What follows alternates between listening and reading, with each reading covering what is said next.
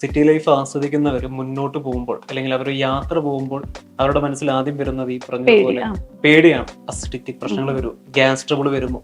അപ്പം അങ്ങനെയുള്ളവർ ചിന്തകൾ വരുന്ന സമയത്ത് അവരെടുക്കേണ്ട പ്രിക്കോഷൻസ് എന്താണ്? അവര് ശരിക്കും പറഞ്ഞാൽ എല്ലാ ദിവസവും ഒരു ഗ്ലാസ് ചൂടുവെള്ളത്തിൽ, എല്ലാ ദിവസം എന്ന് ഉദ്ദേശിക്കുന്നത് അവർക്ക് അങ്ങനത്തെ ഒരു ഇഷ്യൂ ഉണ്ടെങ്കിൽ ഒരു ഗ്ലാസ് ചൂടുവെള്ളത്തിൽ കരിഞ്ജീരകം 1 സ്പൂൺ ഇട്ടിട്ട് രാത്രി കുടിച്ചു കഴിഞ്ഞാൽ, നാളെ നമ്മൾ യാത്ര ചെയ്യാനിരിക്കുവാണെങ്കിൽ തലേ ദിവസം രാത്രി ഒരു ഗ്ലാസ് ചൂടുവെള്ളത്തിൽ 1 സ്പൂൺ കരിഞ്ജീരകം ഇട്ടിട്ട് അടച്ചു വെക്കുക.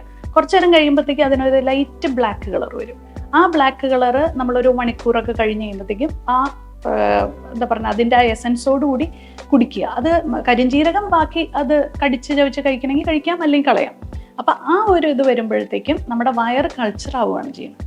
അപ്പം ഞാനതൊരു ശരിക്കും പറഞ്ഞാൽ ഒരു മാസമൊക്കെ കുടിച്ചിട്ട് ആ വയറ് ശരിയായി കഴിയുമ്പോൾ പിന്നെ അത് വല്ലപ്പോഴും കുടിച്ചാൽ മതി എന്നാണ് പറയാറ്. അതൊരു ഇമ്പോർട്ടൻറ്റ് ടിപ്പാണ്.